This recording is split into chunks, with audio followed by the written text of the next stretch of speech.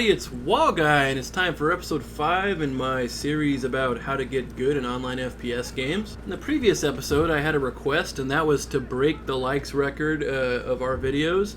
And I gotta say, thanks a bunch. You guys managed to beat our best video with flying colors. We currently sit at 42 likes, which is the record over our old record, which was 37. Now, I don't intend to bring up likes very often. Last video's request was sort of like a rare occurrence. I just wanted to see if we could beat that record. The old one had stood too long, and you guys, did that for us in flying colors. It was fantastic, so thanks a lot. If you guys want to keep liking our videos with the same enthusiasm, that's great. But, whatever you're comfortable with is okay with us. About this gameplay, there is no cruise missile in this one. I'm sorry about that, but I had another video in Garmser Town that I was thinking about putting up. It did have a cruise missile, but I didn't think it was very exciting, and that happens, kind of often, where I'll be choosing on which video to put up. One of them has a cruise missile, one doesn't, and I'll often choose the one with the cruise missile because I know a lot of people really want to see that. They consider that the end-all be-all of skill, and no game is complete without one. And that's just, I don't know. I feel like that's a little bit me giving in to peer pressure. Personally, I believe that, let's say this game, for instance, is a 53-6. I believe a 53-6 without a cruise missile is always better than a 53-6 with a cruise missile. And that's because a cruise missile is a high score chain, and when you're getting a lot of your kills through score chains, there's really not a lot of gunplay. You could kind of sit on your ass and, camp and be inactive for much of the round, and then you get your score chain going, and suddenly you're right up there with that big number. You get that 53-6 by getting the score chains and not with gunplay. And I feel like the gunplay, the knife play, all that action is a lot more intense. And going forward, I'm gonna, still have lots of cruise missiles in my videos, but I will be bringing out more of these videos that I consider to be a lot more exciting, rather than just let a cruise missile video trump everything. It is Meowth and my hope that you notice the difference in quality, and that you'll appreciate the higher, fast-paced action in the name of our relentlessly aggressive gameplay, of course. And, of course, ultimately, an even better game than this would be one with a crap ton of gunplay and a cruise missile or two. We get a number of those as well, and we'd love to post them, but oftentimes our relentlessly aggressive gameplay gets in the way of cruise missiles, and we don't want to dial it back just to ensure we get our cruise each time. We could kind of care less. As much as we love the cruise, it's just not a focus, as we've said a number of times. Constant, intense, overwhelming action, that is our focus, and we want our cruise missiles to come in that mold. Alright, we're up to episode 5 now in this series. If you want to check out any of the previous episodes, make sure to check the playlist on our channel page. In episode 4, I talked about more about the mental aspect of the game, specifically losing your stupid senses of entitlement. You're not entitled to victory or even to do well. Entitlement is something that all of us deal with because we all have egos to some extent, but you gotta throw that out the window if you really want to improve and learn. This is because entitlement leads to a lot of mental distractions. It can make you mad. When you're mad, you're not as good a player as you could be if you weren't mad.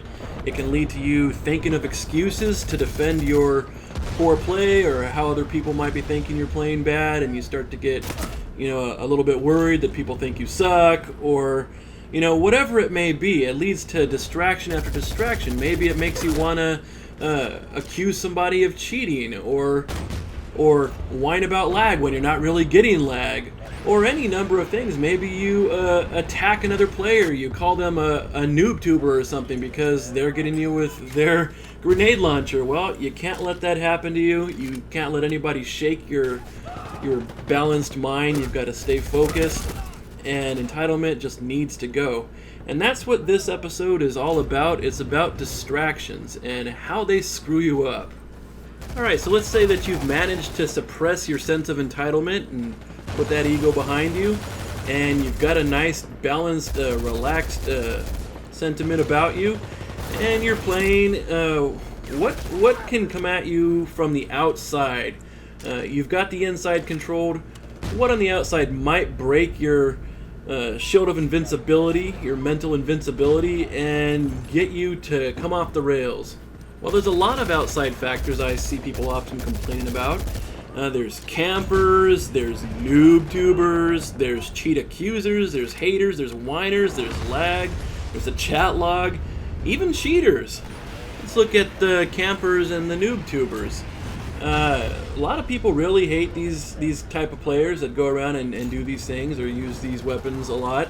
They'll make all sorts of excuses about them and complaints, but at the end of the day, they're not something you can control. They're part of the game. They're not playing wrong. They're just playing the way they want to play, and you've got to deal with that. I said in an earlier episode that it's a jungle out there, and nobody's going to feel sorry for you if you can't hang with the type of competition you're facing. The haters, the whiners, the accusers, all of this extracurricular activity going on in the chat log, ignore it. It's totally outside of what you need to worry about. You need to worry about your own gameplay, stay focused on the gameplay.